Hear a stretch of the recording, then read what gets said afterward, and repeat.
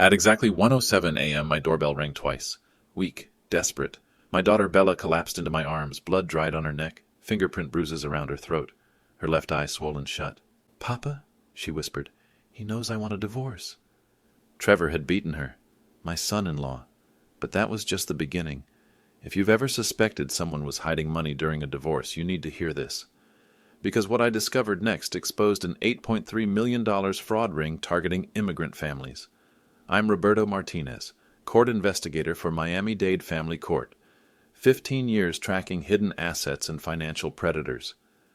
When I started investigating Trevor Walker, I thought I was just protecting my daughter from domestic violence. Instead, I uncovered money laundering through offshore accounts, shell companies, and a mistress who was stealing life savings from families who trusted her Spanish-speaking smile. The metallic scent of dried blood mixed with Bella's jasmine perfume as I guided her to my kitchen table, the same table where I'd solved 300 financial fraud cases for other families. Tonight, it would be personal. "Bella, tell me exactly what happened. Everything." She touched her swollen cheek. "Trevor found the lawyer's card in my purse, the one you gave me last month." That's when I knew this wasn't just domestic violence. In my experience, abusers only get this specific about money when they've already hidden assets illegally. I activated my phone's voice recorder. 1:12 a.m., March 15th, 2024. What I documented in the next 72 hours would put 12 criminals in federal prison and recover millions for their victims. But first, I had to get my daughter to safety before Trevor decided that threats weren't enough. I guided Bella to my kitchen table, the same spot where I'd solved custody disputes and tracked hidden assets for countless Miami families. The irony wasn't lost on me. For 15 years, I'd been the guy other fathers called when their ex-wives tried to hide money in offshore accounts. The court investigator who could trace shell companies and uncover financial fraud faster than most attorneys could file paperwork. Now, I was on the other side of the equation. My home office door stood slightly ajar, revealing file cabinets that contained over 300 successful cases. Marriage dissolutions, asset recovery, child custody investigations. I'd seen every trick in the book, from Cayman Islands bank accounts to Delaware shell corporations. I'd helped recover millions in hidden marital assets, the calculator on my desk, a battered Texas Instruments from my law school days, had helped me unravel financial mysteries that left opposing counsel speechless. Tonight, it would serve a different purpose. I pulled my phone from my pocket and activated the voice recorder app. 1:12 a.m., March 15th, 2024. "Bella, I need you to tell me exactly what happened. Everything, from the beginning." She touched her swollen cheek gingerly. "Trevor, he found the lawyer's card in my purse, the one you gave me last month." I'd given her that card after noticing changes in her behavior. The way she'd started wearing long sleeves in Miami heat, how she'd stopped talking about her renovation projects. The nervous laugh when Trevor's name came up. "He said," she paused, gathering strength. "He said I'd never see a penny of what we built together, that he had lawyers better than any I could afford." The investigator in me noted several important details.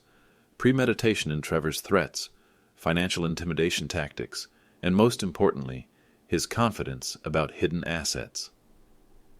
In my experience, abusers only got this specific about money when they'd already taken steps to hide it. I walked to my kitchen counter and retrieved a clean dishcloth from the drawer, running it under warm water. As I gently cleaned the blood from her neck, I asked the question that would change everything. "Bella, have you ever seen Trevor's tax returns, bank statements, investment portfolios?" She shook her head. "He handles all the finances. Says I don't need to worry about business things." Red flag number 1. In 15 years of investigating marital assets, I'd learned that financial secrecy was always the first sign of financial fraud. Controlling spouses don't just hide money, they build entire parallel financial systems. My mind was already working through the investigative process, property record searches, corporate filing reviews, banking subpoenas. But first, I needed to get my daughter to safety and document her injuries properly. "We're going to the hospital, Mia. Then we're going to call Detective Rodriguez. You remember him from my old precinct. And then," I paused, looking into her frightened eyes, "then we're going to find out exactly what your husband has been hiding." Baptist Hospital's emergency room fluorescent lights hummed overhead as Dr. Patricia Santos photographed the bruising on Bella's face and neck. Each click of the camera felt like evidence being collected, chain of custody being established. I'd done this process 100 times for other families. Now I was living it. "The bruising pattern is consistent with a backhand strike," Dr. Santos explained, her voice gentle but clinical. "There's also some defensive marking on her forearms." I watched the medical photographer document each injury with timestamps and measuring rulers. This wasn't just medical care. This was evidence. Digital files that would be stored according to HIPAA protocols, backed up on Baptist Hospital's secure servers, and accessible through proper legal channels. The antiseptic smell mixed with industrial coffee and fear. Bella sat on the examination table, feet dangling like a child's, while I filled out victim's advocate paperwork at a small desk in the corner. "Mr. Martinez," the nurse approached quietly, "your daughter will need follow-up photos in a week when the bruising fully develops. For the record." For the record. Those 3 words carried weight in family court. Photos taken too early might not show the full extent of injury. Too late, and defense attorneys would claim sufficient time for makeup or photo manipulation. My phone buzzed. A text message. Unknown number.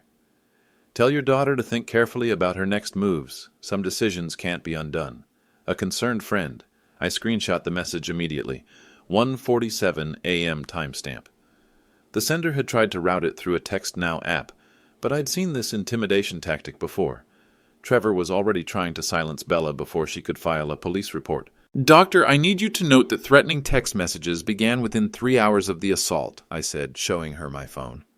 "This establishes a pattern of continued harassment." Dr. Santos nodded, adding the notation to Bella's medical record. In domestic violence cases, the continued threats often carried as much legal weight as the original assault. As we waited for discharge papers, Bella's phone buzzed with another message. "Trevor. Baby, I'm so sorry. You know I love you. I was drinking and stressed about work. Come home and we'll talk this through like adults. I've booked us that couples counseling you wanted. Classic abuser's playbook. Minimize, justify, promise change, demand reconciliation." I'd seen this exact message pattern in dozens of cases. But then came the second message. "Trevor, BTW, you might want to check on your design studio's lease renewal. Landlord mentioned some concerns about the company guarantor. Would hate for your business to suffer because of family drama." My blood ran cold. Trevor wasn't just threatening Bella, he was threatening her livelihood. And the fact that he could influence her business lease meant he had connections I didn't know about.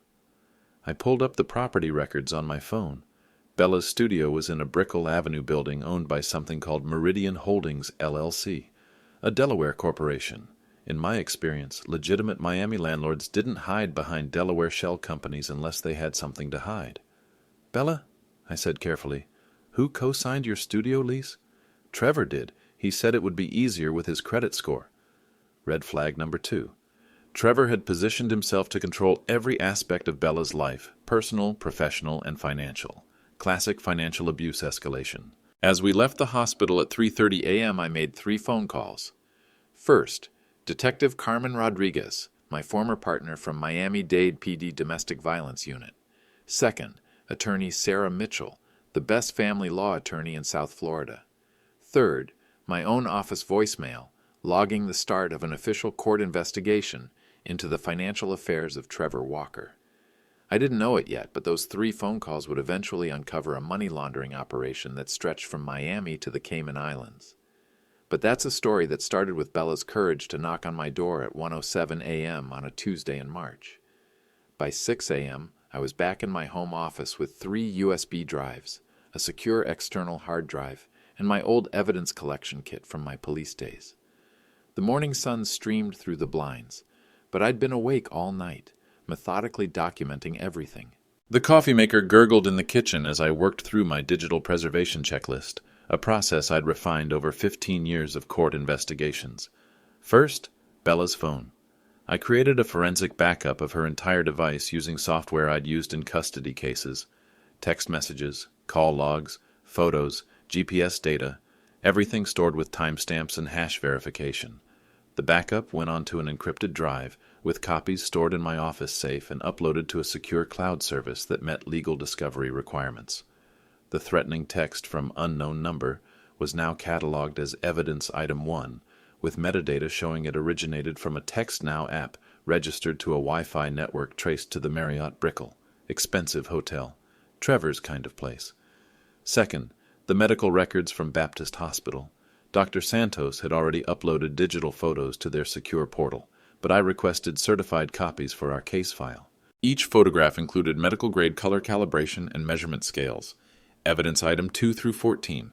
The calculator on my desk clicked steadily as I logged evidence with the same methodical approach I'd used for 300 previous cases: date, time, source, chain of custody, legal relevance. My phone rang. Detective Rodriguez.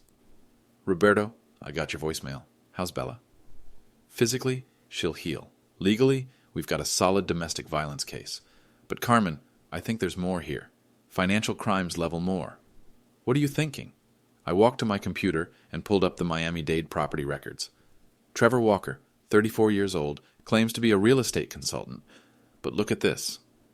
My fingers moved across the keyboard, accessing the same databases I'd used to trace hidden assets in complex divorce cases. He's listed as managing partner of 6 different LLCs, all incorporated in Delaware in the past 2 years, and each one owns Miami Beach condos worth $400,000 to $800,000. So he's successful. That's not a crime. Carmen, his 1040 from last year shows $47,000 in income. I accessed it through Bella's tax filing. They filed jointly. You can't legitimately manage $3.2 million in real estate on $47,000 a year. The line went quiet. Carmen had worked financial crimes before joining domestic violence. She understood the math. Roberto, you're talking about money laundering. I'm talking about a pattern. Domestic abusers often hide assets before escalating violence. They isolate victims financially, then use that control to maintain power. Classic correlation. I heard her pen clicking against her desk. What do you need from me? Subpoena authority for bank records.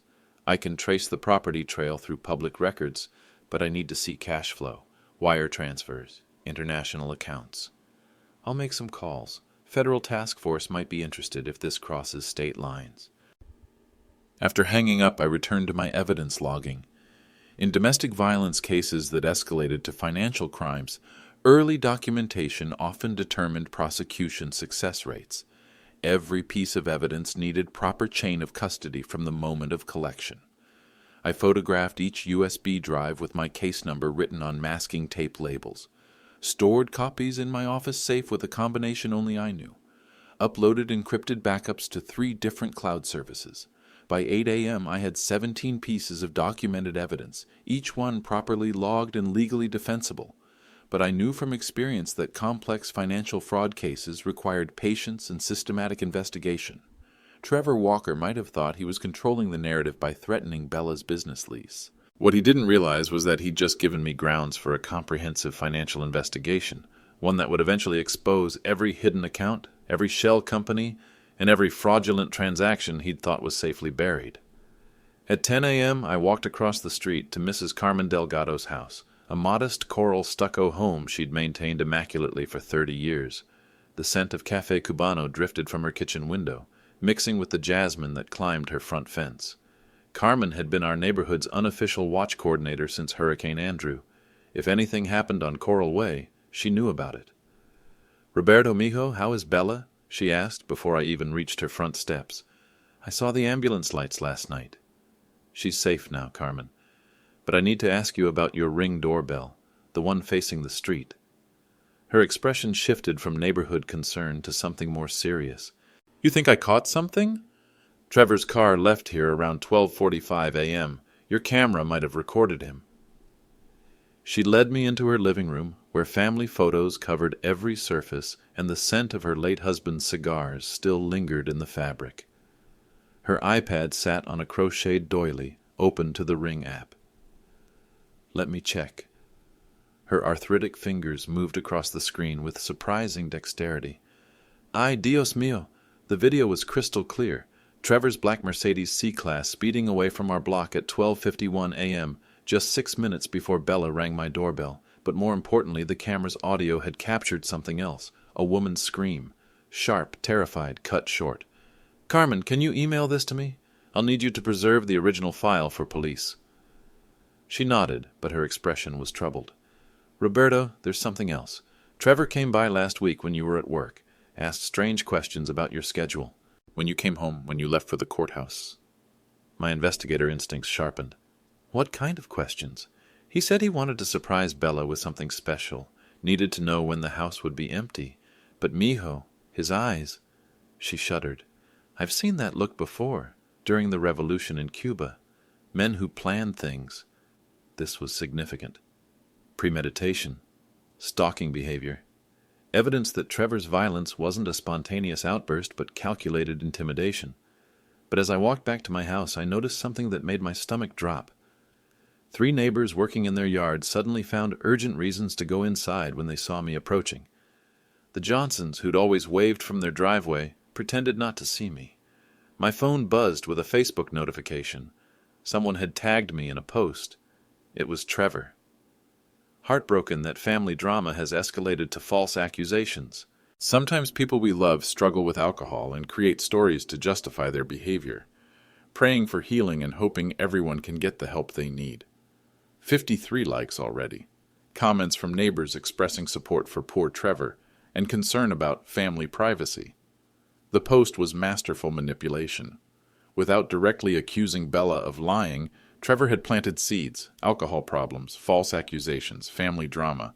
Classic Darvo technique: deny, attack, reverse victim and offender. Worse, he'd included a photo from last Christmas. Trevor and Bella at our neighborhood holiday party, both smiling, his arm protectively around her shoulders. The perfect couple. I screenshot the post for evidence, but I could already see the social media campaign taking effect. Mrs. Patterson from 2 houses down had shared it with the comment, "Always seemed like such a devoted husband. Hope Bella gets the help she needs." By noon, my phone was buzzing with text messages from neighbors, not support messages, concerned questions about what really happened and suggestions that family therapy might be better than police involvement. Trevor was isolating Bella socially before she could build community support. Another classic abuser tactic, but executed with social media sophistication I'd rarely seen. But he'd made one crucial mistake. His Christmas photo showed Bella wearing long sleeves despite Miami's December heat. And if I looked carefully at her smile, the professional photographer in me noticed it didn't reach her eyes. I had evidence that Trevor's abuse predated last night by months. The pattern was becoming clear. Back in my office, I logged into the Miami-Dade County Property Appraisers database, a system I'd used countless times to uncover hidden marital assets. The familiar interface loaded with its blue header and search fields that had helped me track down millions in concealed wealth over the years. I started with Trevor Walker's name. 6 properties appeared immediately, all purchased within the past 18 months, all through different Delaware LLCs, all paying cash. My calculator clicked steadily as I added the purchase prices, $3.2 million in total real estate acquisitions. But Trevor's tax returns showed $47,000 in annual income from real estate consulting. Property 1, 1040 Brickell Bay Drive, Unit 2204, $485,000, purchased by Meridian Holdings, LLC. Property 2, 900 Biscayne Boulevard, Unit 3301, $520,000, purchased by Ocean View Ventures, LLC. Property 3, 6, 4 more luxury condos, each bought by a different company, each with Trevor listed as managing member. I cross-referenced the Delaware Secretary of State database. Each LLC had been incorporated with the same registered agent. Harvey Klein, ESQ, is of Klein and Associates in Wilmington. But here's what made my investigator instincts fire. Every LLC listed the same business partner for tax purposes, Sofia Ramirez. I'd never heard Bella mention anyone named Sofia. But according to these documents, she was co-manager of 6 companies controlling over $3 million in Miami real estate. I ran Sofia's name through the Florida Real Estate Licensing Database, active realtor's license, specializing in luxury properties, works for Coldwell Banker and Brickell. Her professional headshot showed a stunning Latina woman, early 30s, with kind eyes and a confident smile. The kind of woman who could sell million-dollar condos to investors who never asked too many questions about funding sources. But something nagged at me.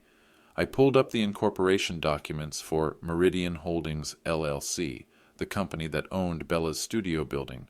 Sofia's signature on the Delaware filing looked different, shaky, inconsistent with her confident real estate license signature from 2 years earlier. In my experience investigating forged documents, signature inconsistencies usually meant one of two things. Either Sofia was signing under duress, or someone else was signing her name. I made a note to investigate further, but first I needed to understand the cash flow. Each property had been purchased with wire transfers from accounts at different banks, Wells Fargo, Bank of America, J.P. Morgan Chase, but the transaction amounts were always just under $10,000, the federal reporting threshold for cash transactions, classic structuring, designed to avoid triggering suspicious activity reports. My phone rang. Attorney Sarah Mitchell returning my call. Roberto, I got your message about Bella's case. How can I help? Sarah, this isn't just domestic violence. I'm looking at potential money laundering. Multiple shell companies, structured transactions, possible identity theft. Slow down. What kind of amounts are we talking about? Over $3 million in real estate purchases, all funded through structured wire transfers. And there's a woman named Sofia Ramirez whose name is on everything, but I don't think she knows it. Sarah's tone shifted from family law to white-collar crime. Roberto, if you're right about this, we're talking federal charges. FBI Financial Crimes Task Force level. I know, but I need subpoena power for bank records, and I need it fast. Trevor's already trying to intimidate Bella financially. I'll file emergency motions this afternoon. Domestic violence cases get expedited hearings, especially when there's evidence of financial abuse. But Roberto, what? Be careful. Money laundering operations this sophisticated usually have serious people behind them. People who don't appreciate investigators asking questions. After hanging up, I sat back in my chair and looked at the evidence board I'd created on my office wall. Photos of each property, copies of incorporation documents, wire transfer records, and in the center, Bella's medical photos from Baptist Hospital. One pattern was becoming clear. Trevor Walker wasn't just a domestic abuser. He was the frontman for a financial operation that required someone with legitimate real estate credentials, someone like Sofia Ramirez. But what I found next would change everything I thought I knew about this case. At 2 p.m., I parked my Honda Civic across from 1040 Brickell Bay Drive, the luxury high-rise owned by Trevor's Meridian Holdings, LLC. The gleaming tower rose 43 stories above Biscayne Bay, its glass facade reflecting both the afternoon sun and the wealth that called this area home. The valet parking alone cost more than most people's rent. I'd done surveillance on cheating spouses before, but this felt different. This was my son-in-law. This was family. My camera, a Nikon with a telephoto lens I'd used for custody investigations, sat ready on the passenger seat. Legal surveillance from public property, documenting evidence of adultery that could support Bella's divorce case. At 2:47 p.m., Trevor's black Mercedes pulled up to the valet stand. The young man in the red vest smiled broadly. Good afternoon, Mr. Walker. Unit 2204? Thanks, Miguel. Might be staying late tonight. Trevor walked through the marble lobby like he owned the place, which according to public records he technically did, through a Delaware shell company that shouldn't exist based on his declared income. I photographed his entry with timestamp and location metadata enabled. At 3:15 p.m., a white Lexus SUV arrived. The woman who stepped out matched the headshot I'd found online, Sofia Ramirez. But seeing her in person added details the professional photo hadn't captured. Designer handbag that cost more than most people's monthly salary. Cartier watch catching the sunlight. Expensive highlights in her dark hair. This wasn't the look of a realtor struggling to make ends meet. This was someone who either earned serious money or had serious money being spent on her. She walked through the lobby with familiar confidence. Not a visitor. Someone who belonged here. I photographed her entry, noting the time gap between Trevor's arrival and hers. Coordination that suggested a planned meeting. 20 minutes later, I spotted movement on the 22nd floor. Balcony doors opening, two silhouettes against the floor-to-ceiling windows. Through my telephoto lens, I could see them clearly. Trevor handing Sofia what looked like an envelope. Her counting contents, cash or documents, I couldn't tell. But her body language showed familiarity, comfort. This wasn't their first meeting. At 4:30 p.m., a champagne bottle appeared on the balcony table. crystal glasses. The kind of intimate afternoon that confirmed what I'd suspected.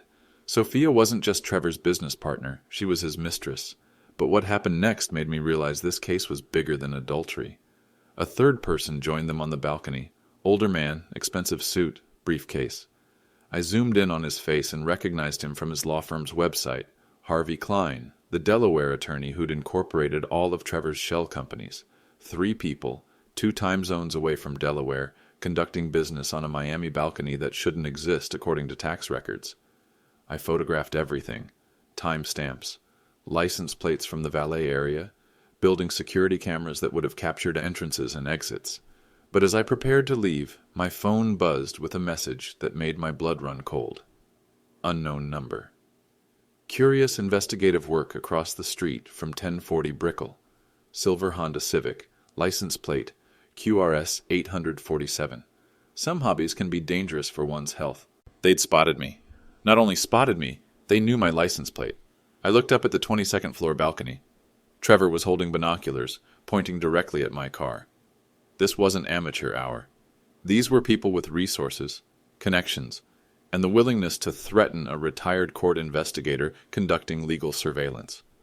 I started my engine and pulled away from Brickell Avenue, but I knew I'd crossed a line.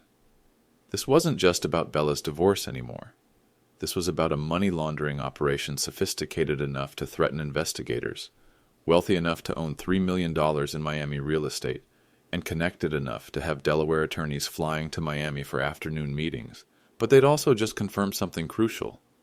Sofia Ramirez wasn't an innocent victim whose identity had been stolen. She was an active participant in Trevor's financial crimes. The next morning, I sat across from Jennifer Martinez, no relation, senior compliance officer at Wells Fargo's downtown Miami branch. Her corner office overlooked Flagler Street, with family photos sharing desk space with federal banking regulation manuals. Mr. Martinez, I can't discuss specific customer accounts without proper legal authorization. You know that. I slid Attorney Mitchell's subpoena across her desk. Court order for financial records in a domestic violence case. Time sensitive due to ongoing threats and potential asset concealment. Jennifer reviewed the document carefully. 15 years of court investigations had taught me that bank compliance officers were allies in complex financial fraud cases, if you approach them correctly. The account activity you're asking about, she paused, consulting her computer screen. It's already flagged in our system. Flagged how? Suspicious activity reports, multiple reports actually, filed over the past 6 months. This was significant. Banks only file SARs when transaction patterns suggest money laundering, fraud, or other financial crimes. The fact that Wells Fargo had already noticed Trevor's activity meant federal agencies might already be investigating. Can you tell me the nature of the suspicious activity? Jennifer consulted her notes. Structured deposits designed to avoid federal reporting thresholds, wire transfers to accounts in the Cayman Islands, multiple cash deposits from different sources, all just under $10,000. She turned her computer screen toward me. The transaction history showed a clear pattern. Asterisk March 3rd, wire transfer to Cayman National Bank, $9,750. Asterisk March 8th, wire transfer to Cayman National Bank, $9,900. Asterisk March 15th, wire transfer to Cayman National Bank, $9,650. Asterisk March 22nd, wire transfer to Cayman National Bank, $9,825. He's staying just under the $10,000 reporting threshold, I noted. Exactly. Classic structuring. But there's more. She scrolled to a different screen. The source accounts for these transfers are interesting. Business accounts for the Delaware LLCs you mentioned. But look at the deposit patterns. Each LLC received regular cash deposits from the same source, SR Consulting Services. SR could be Sofia Ramirez, I suggested. That's not for me to speculate, but I can tell you that SR Consulting appears to be a sole proprietorship registered in Florida. Real estate commissions, according to the deposit descriptions. The pieces were connecting. Sofia's real estate commissions were being funneled through Trevor's shell companies, then transferred to offshore accounts in amounts designed to avoid federal oversight. Jennifer, how much total money are we talking about? She consulted her calculator. In the past year, approximately $847,000 in outbound wire transfers to Cayman Islands accounts, nearly $1 million, far more than Trevor's declared income could support. Far more than legitimate real estate consulting would generate. There's one more thing, Jennifer added. Yesterday, after your daughter's emergency room visit, there was unusual account activity. She showed me the screen. At 3:47 a.m., while I was documenting evidence in my home office, Trevor had initiated an emergency wire transfer of $485,000 to the Cayman National Bank. He's moving money offshore in response to the domestic violence incident, I realized. Mr. Martinez, I need to inform you that this pattern strongly suggests money laundering. Our bank is required to report this to FinCEN and potentially the FBI Financial Crimes Task Force. How long does that process take? The reports are already filed. Federal agencies typically respond within 72 hours for urgent cases involving ongoing criminal activity. I left Wells Fargo with copies of every transaction record, each one properly authenticated for court proceedings. But more importantly, I now understood the scope of Trevor's operation. This wasn't just domestic violence and simple fraud. This was international money laundering, potentially involving drug proceeds, tax evasion, or other serious federal crimes. My phone rang as I reached my car. Detective Rodriguez. Roberto, you're not going to believe this. FBI Financial Crimes wants to meet with you tomorrow. Your son-in-law just became a federal target. By Friday evening, Trevor's social media campaign had transformed neighborhood opinion completely. I sat in my kitchen scrolling through Facebook posts that made my stomach turn. Mrs. Patterson from Coral Way, praying for Trevor during this difficult time. False accusations can destroy good men. The Johnsons from next door. Sometimes family members need intervention for addiction issues. Hope everyone gets proper help. Even Father Miguel from St. Augustine Catholic Church had shared Trevor's post about family healing and forgiveness. 47 shares, 83 supportive comments. A carefully orchestrated campaign that painted Trevor as the victim and Bella as a troubled woman making false accusations. But the post that made me realize the depth of Trevor's manipulation came from Sofia Ramirez herself. As someone who works in real estate with Trevor, I can attest to his character and professionalism, heartbroken to see family pain played out publicly. Some situations require compassion, not accusations. Brilliant. Sofia positioning herself as a professional colleague concerned about false accusations. No mention of their personal relationship.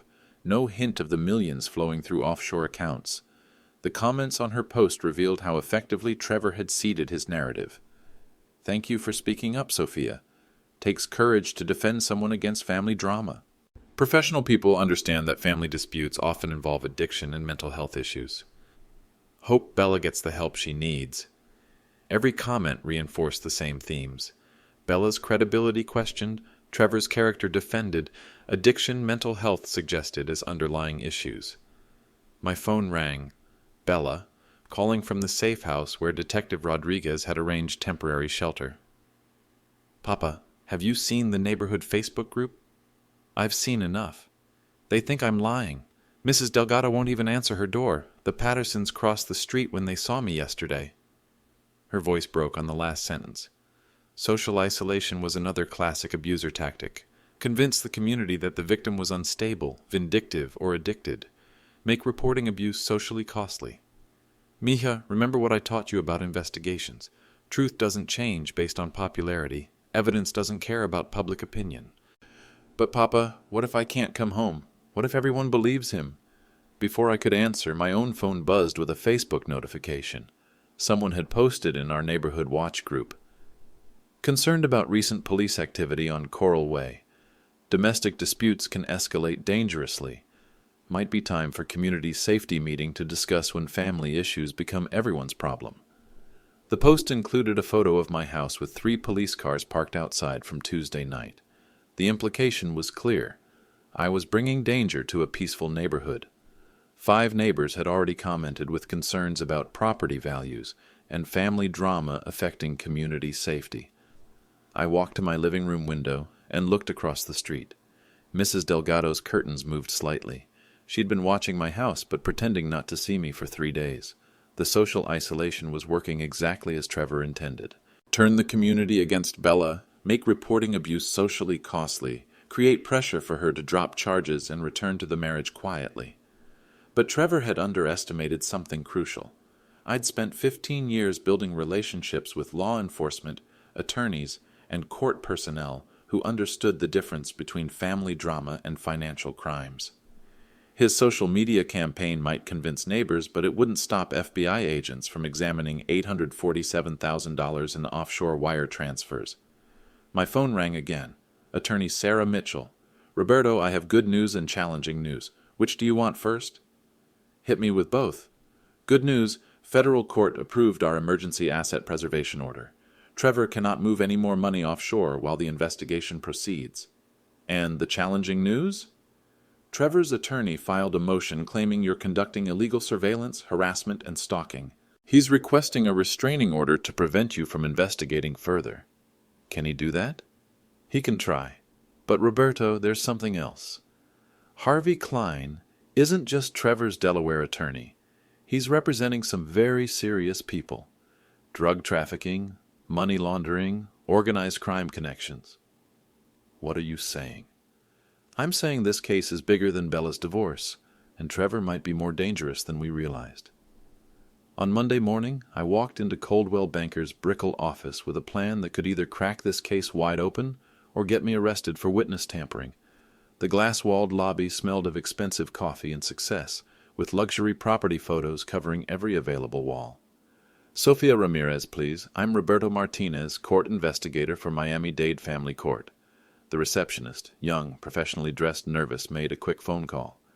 She'll see you in conference room B. Sofia walked in 5 minutes later, and seeing her up close confirmed what I'd suspected from surveillance photos.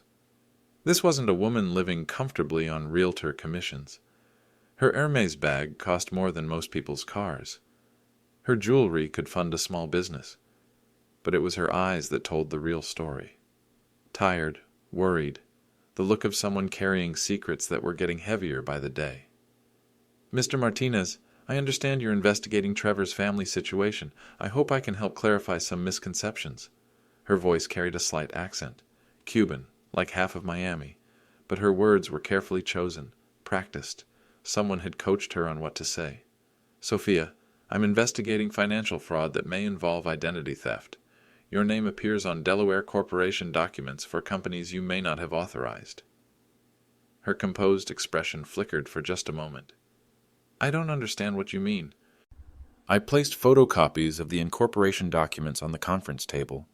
These signatures, they don't match your real estate licensing paperwork. Someone may be using your identity to establish shell companies for money laundering.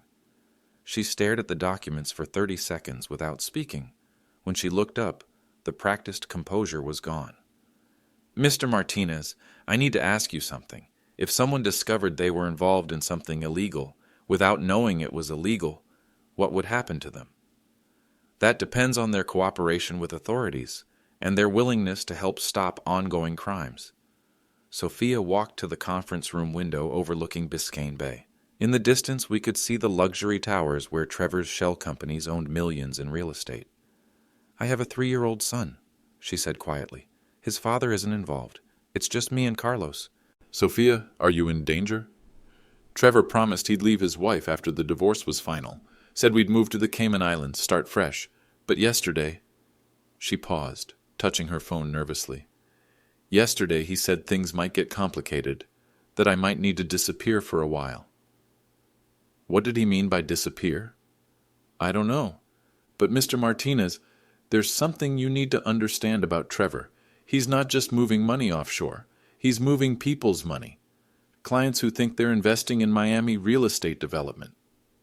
This was bigger than I'd imagined. Not just money laundering, investment fraud. Trevor was using Sofia's real estate credentials to sell fake investment opportunities, then stealing the money through offshore accounts. How many victims are we talking about? Dozens, maybe more. People from Venezuela, Argentina, Colombia. They trust me because I speak Spanish, because I'm Latina like them. They give me their life savings to invest in Miami condos. And then, Trevor takes the money, creates fake property transfers, sends everything to the Cayman Islands. The investors think they own Miami real estate, but they own nothing. Sofia reached into her purse and pulled out a USB drive. Mr. Martinez, I kept copies of everything. Every fake contract, every wire transfer, every client meeting. I thought I was protecting myself, but now you realize you're the key witness in a federal fraud case." She nodded, tears starting to flow. "He said if I ever talked to police, they'd deport me, take away my son. But Mr. Martinez, I'm a U.S. citizen. I was born in Miami Beach." Classic abuser manipulation.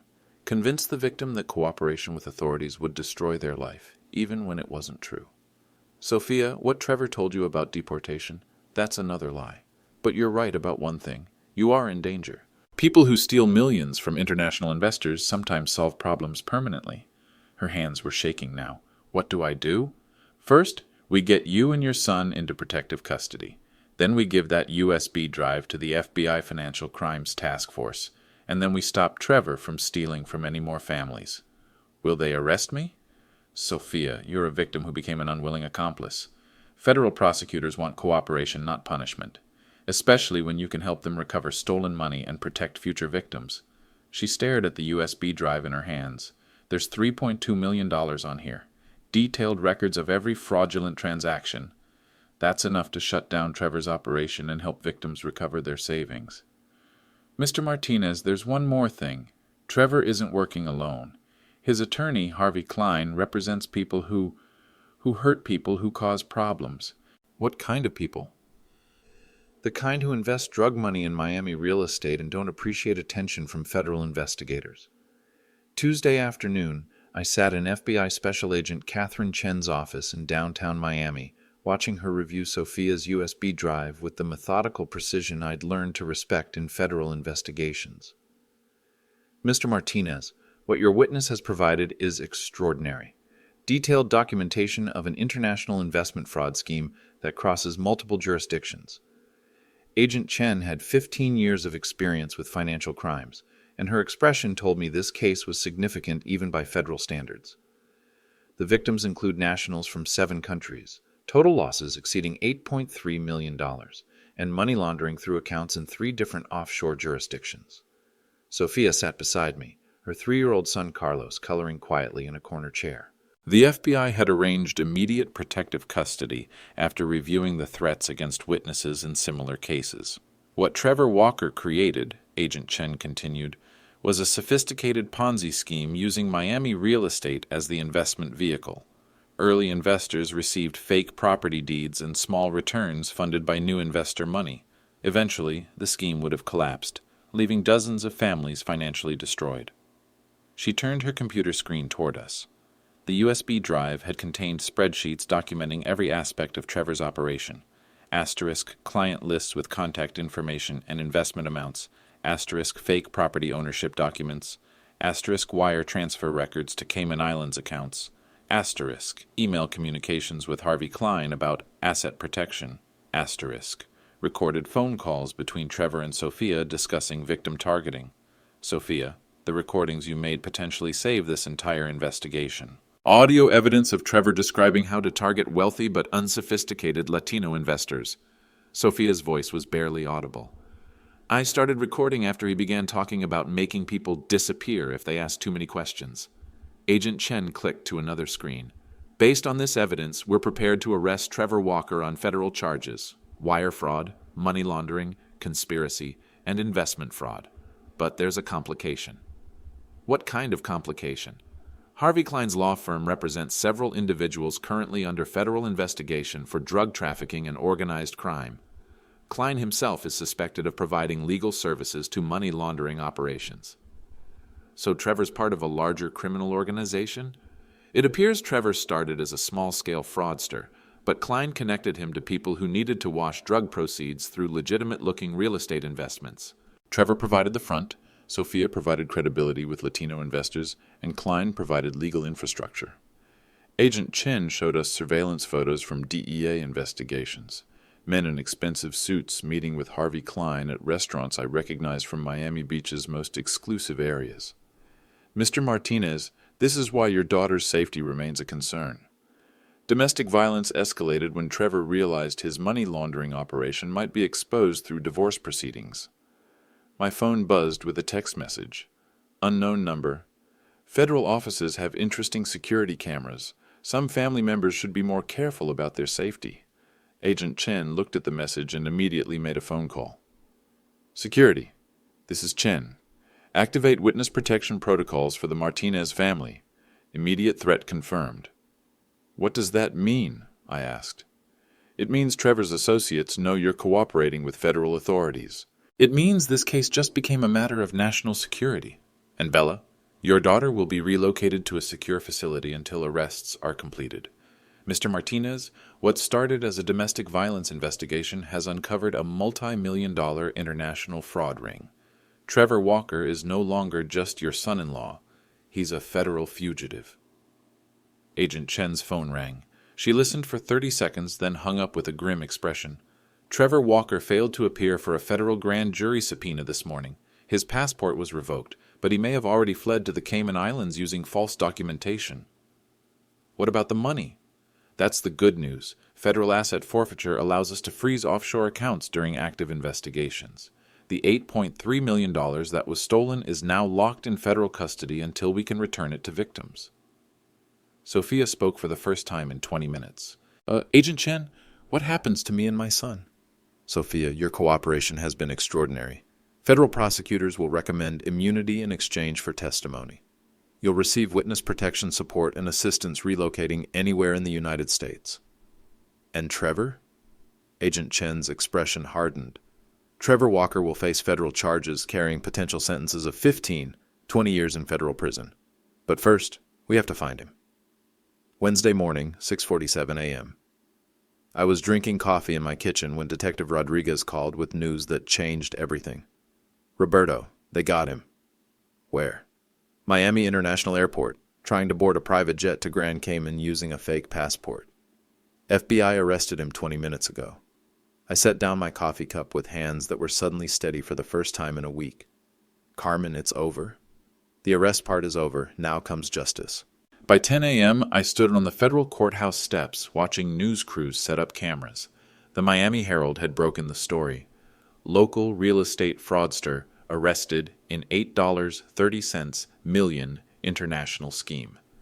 Trevor's mugshot was already circulating online, no longer the confident manipulator from Facebook posts. This was someone who'd realized his carefully constructed financial empire had collapsed in less than a week. Attorney Sarah Mitchell joined me on the courthouse steps. Roberto, federal prosecutors are offering Trevor a plea deal. 12 years in federal prison, full restitution to victims, cooperation with ongoing investigations into Harvey Klein's organization. Will he take it? His new attorney, court-appointed since his assets are frozen, is advising him to accept.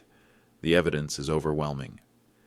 Inside the courthouse, I watched Trevor shuffle into the defendant's dock wearing orange jumpsuit and shackles. The confident man who'd threatened my daughter and stolen from dozens of families looked small and defeated.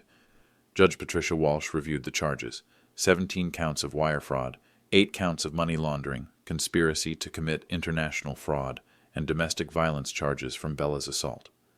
Mr. Walker, do you understand the charges against you? Yes, Your Honor. Mr. Walker, the court has reviewed evidence provided by the FBI Financial Crimes Task Force, detailed documentation of your fraudulent scheme, audio recordings of victim targeting, and banking records showing systematic theft of investor funds. Trevor's attorney whispered urgently in his ear, Your Honor, my client wishes to enter a plea of guilty to all federal charges in exchange for the prosecution's recommended sentence. Judge Walsh consulted her notes. Mr. Walker, you understand that federal charges carry potential sentences of 20 years to life in prison. Yes, Your Honor. And you understand that restitution requires you to forfeit all assets obtained through criminal activity, including real estate, offshore accounts, and personal property. Yes, Your Honor. The court accepts your guilty plea. Sentencing is scheduled for 30 days from today. Defendant will remain in federal custody without bond. As Trevor was led away in shackles, I felt something I hadn't expected.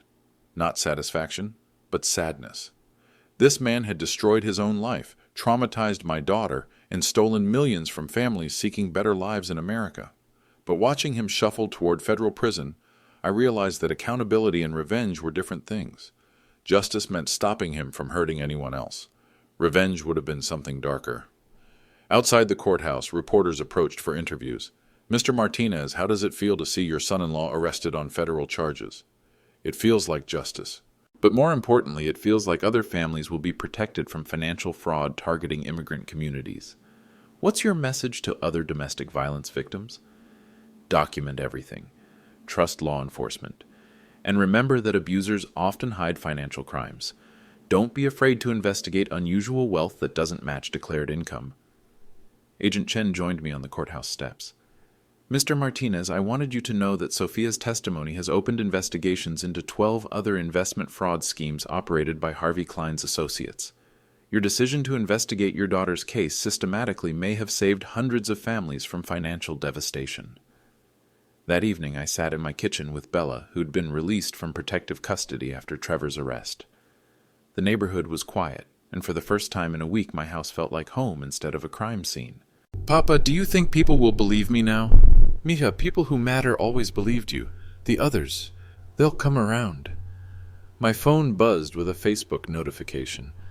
Mrs. Delgado had posted in the neighborhood group, I owe Roberto Martinez and his daughter a sincere apology. Sometimes good investigators look like troublemakers until the truth emerges. Proud to have neighbors who fight for justice. 23 supportive comments followed, including several from neighbors who'd previously shared Trevor's manipulation campaign. The truth had a way of surfacing eventually, even in the social media age. 1 month later, I sat in Judge Walsh's courtroom watching Trevor Walker learn the consequences of destroying lives for financial gain. The federal courtroom was packed with victim families, FBI agents, and reporters covering what had become Miami's largest investment fraud case of the year. Mr. Walker, before sentencing, the court will hear victim impact statements. 12 people stood to address Trevor directly. 12 families whose life savings had been stolen through fake Miami real estate investments. Maria Gonzalez, 67, from Venezuela. Mr. Walker, you took the money I saved for 30 years, money I brought to America to buy a small apartment for my grandchildren. Because of you, I work at 67 cleaning offices to pay rent. Carlos Mendoza from Colombia. My family trusted Sofia because she spoke Spanish, because she understood our dreams of owning property in Miami. You used our culture against us. Each statement was devastating, not just financial loss, but betrayed trust, destroyed dreams, families forced to return to countries they'd left seeking better opportunities. Sofia also spoke, her voice steady despite tears. Your Honor, I want these families to know I never intended to participate in stealing their dreams. I thought I was helping them invest in real estate. When I discovered the truth, I risked my own safety to provide evidence. I hope my cooperation helps return some of what was stolen. Judge Walsh reviewed the sentencing guidelines. Mr. Walker, your crimes destroyed the financial security of dozens of families, many of whom are elderly or recent immigrants who trusted you with their life savings.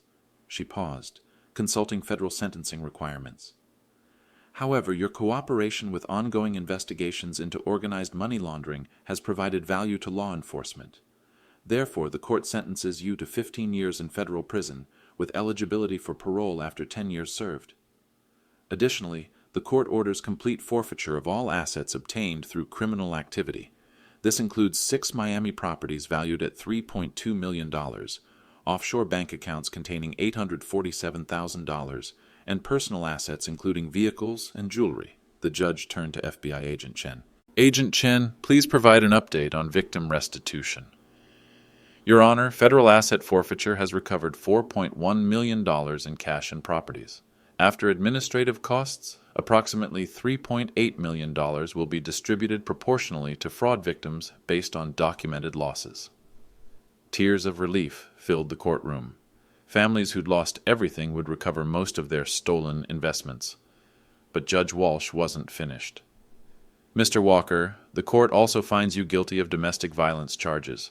You will serve an additional 2 years in state prison after completing your federal sentence. Additionally, the court grants a permanent restraining order protecting Isabella Martinez Walker from any contact with you after your release. Trevor's attorney requested permission for final statements. Your Honor, my client wishes to address the court. Trevor stood slowly. His orange jumpsuit and shackles were a stark contrast to the expensive suits he'd worn during his criminal enterprise. Your Honor, I want to apologize to every family I hurt. I want to apologize to my wife, ex-wife, for putting her through trauma she didn't deserve, and I want to apologize to my father-in-law for forcing him to investigate his own family. He turned toward the victim families. I can't undo the damage I caused, but I hope my cooperation helps prevent other families from experiencing what you've experienced. As Trevor was led away to begin 15 years in federal prison, I felt the weight of the past month finally lifting from my shoulders. Justice wasn't perfect. It couldn't undo trauma or immediately heal financial devastation, but it could stop ongoing crimes, recover stolen assets, and send a message to other financial predators targeting immigrant communities. Outside the courthouse, Maria Gonzalez approached me. "Mr. Martinez, gracias. Without your investigation, we never would have recovered our money." Mrs. Gonzalez, I was just protecting my daughter. You and your family did the hard work of testifying against dangerous people. See, but you started the investigation that saved all of us. 3 weeks after Trevor's sentencing, I was mowing my front lawn when Mrs. Delgado walked across the street carrying a covered plate. "Roberto, mijo, I made your favorite ropa vieja." The aroma of slow-cooked beef and sofrito reminded me why I'd loved this neighborhood for 20 years. Mrs. Delgado's cooking could heal wounds that time couldn't touch. Carmen, you don't need to apologize anymore. You protected your family, I understand. No, Roberto, I should have known better. My grandmother survived the Batista regime by recognizing manipulators and liars. I forgot those lessons. She handed me the plate and sat down on my front steps. The same steps where Bella had collapsed 3 months ago with bruises that started this entire investigation. How is Bella? Healing. Therapy helps. And her design studio is thriving now that Trevor can't threaten her lease. And Sofia? FBI relocated her and Carlos to Colorado. New identities. Fresh start. She's working as a translator for immigrant services, helping families avoid the same fraud she accidentally participated in. Mrs. Delgado nodded approvingly. Redemption. Sometimes people who make mistakes become the best advocates for preventing those mistakes. As we talked, other neighbors began appearing. The Johnsons from next door, the Pattersons from 2 houses down, even Father Miguel from St. Augustine. One by one they apologized for believing Trevor's social media manipulation, for questioning Bella's credibility, for treating our family like neighborhood troublemakers instead of crime victims. "Roberto," Mr. Patterson said, "I shared Trevor's post about family drama and addiction. I want you to know I deleted it and posted a correction. Sometimes people who seem perfect in public are dangerous in private." By evening, my front yard had become an impromptu neighborhood gathering. Someone brought folding chairs. Mrs. Delgado contributed more Cuban coffee. The conversation shifted from apologies to community safety. "How do we prevent this from happening again?" asked Mrs. Johnson. "Education," I replied. Financial fraud often targets communities that trust based on shared culture or language. Scammers like Trevor exploit that trust.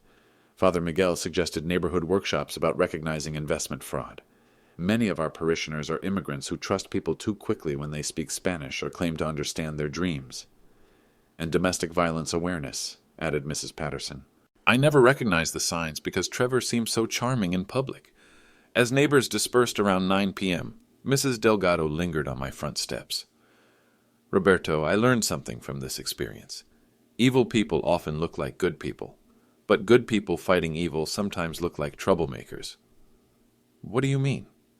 "I mean next time I see a neighbor documenting evidence, taking photographs, asking questions about suspicious activity, I'm going to assume they're protecting the community, not causing problems." Later that evening, Bella called from her studio where she was working late on a new client project. "Papa, I saw the neighborhood Facebook group. 23 people shared that article about recognizing financial fraud. Mrs. Delgado posted your quote about document everything, trust law enforcement. How do you feel about coming home to visit this weekend?" "Good. Safe. Like the neighborhood remembered how to be a community instead of just a collection of houses." That night, I sat in my home office reviewing the final court documents from Trevor's case. Agent Chen had sent copies of the victim restitution distribution. $3.8 million returned to 12 families whose life savings had been stolen. Maria Gonzalez received $340,000, enough to buy the small apartment she dreamed of for her grandchildren. Carlos Mendoza recovered $180,000, enough to restart the business he'd planned before Trevor stole his investment capital. 10 other families received proportional restitution based on documented losses. Not perfect justice. Some money was lost to administrative costs and attorney fees, but meaningful justice that allowed families to rebuild their financial security. I filed the documents in my case archive next to 300 other successful investigations. But this case felt different, personal, a reminder that evil often arrives wearing a familiar face, and that protecting family sometimes requires protecting strangers too. 6 months later, I returned to my office at Miami-Dade Family Court with the perspective that 15 years of investigating hidden assets had never provided. Personal experience with financial crime had taught me lessons that no training manual could convey. The calculator on my desk, my old Texas instruments from law school, had calculated restitution for Trevor's victims, traced money through offshore accounts, and documented evidence that led to federal convictions. But today it would start working on new cases, new families needing protection from financial predators. Detective Rodriguez knocked on my doorframe. "Roberto, got a case that might interest you. Domestic violence victim whose husband claims to be a cryptocurrency consultant." Sound familiar? Same pattern? Delaware shell companies, structured banking transactions, victim isolation through social media campaigns. But this time, the money's moving through blockchain instead of Cayman Islands accounts. I opened a new case file. Different technology, same criminal psychology. Financial abusers evolved their methods, but their fundamental tactics remained consistent. Isolate victims, hide assets, use legitimate-seeming businesses to launder money, and threaten anyone who investigated too closely. "Carmen, what do we know about the husband's background?" "Real estate agent, specializes in luxury condos, speaks multiple languages. His victims are mostly recent immigrants who trust him because of shared cultural connections." Another Trevor Walker, different name, different cryptocurrency methods, but identical victim targeting and psychological manipulation. I'll take the case. As Detective Rodriguez left, I pulled up the Miami-Dade domestic violence statistics on my computer. Trevor's case had contributed to a 23% increase in financial fraud reporting among domestic violence victims. Other families were recognizing patterns, documenting evidence, seeking help before losing their life savings. Bella called during my lunch break. "Papa, you'll never guess what happened. A woman came to my design studio asking for help. Her husband controls all their money, won't let her see financial statements, claims their assets are protected through offshore companies." "Did you give her Detective Rodriguez's number?" "Better. I gave her your number. She needs a court investigator who understands financial fraud."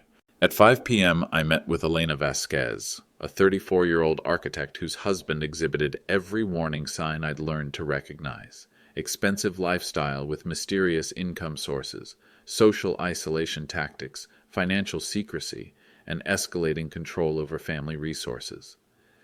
"Mr. Martinez, my husband says I'm paranoid for asking about our finances, but I found bank statements showing wire transfers to accounts I've never heard of." I looked at the documents she'd brought. Structured transactions to avoid federal reporting, multiple shell companies, offshore account activity. "Elena, what you've discovered suggests serious financial crimes, but more importantly, your safety might be at risk. Financial criminals sometimes escalate to violence when they feel threatened by exposure. What should I do?" "Document everything. Never confront him directly, and let professionals handle the investigation." Financial predators are dangerous when cornered, but they're also vulnerable to systematic investigation by people who understand their methods. As Elena left my office with Detective Rodriguez's contact information and a safety plan, I realized something important. Trevor's case had taught me that domestic violence and financial crimes were often connected. Abusers who controlled partners financially frequently committed larger-scale fraud against strangers, but it had also taught me that systematic investigation, proper documentation, and cooperation between law enforcement agencies could protect entire communities from financial predators. My phone buzzed with a text from Sofia in Colorado. "Mr. Martinez, wanted you to know I'm testifying in another federal case next month. Harvey Klein's money laundering organization. My cooperation is helping prosecute 12 more criminals who steal from immigrant families. Thank you for showing me that victims can become advocates. That evening, I updated my case files and reflected on what we'd accomplished. Trevor Walker would serve 15 years in federal prison. 12 families recovered their stolen savings. Sofia and her son started new lives with witness protection support. Harvey Klein faced federal prosecution for organized money laundering. But most importantly, our community had learned to recognize financial predators and respond effectively when they appeared. Domestic violence wasn't just about physical assault. It was about power, control, and systematic destruction of victims' independence. Financial abuse was often the foundation that made other forms of abuse possible. However, when communities worked together, neighbors, law enforcement, court investigators, federal agencies, financial predators could be stopped before they destroyed more lives.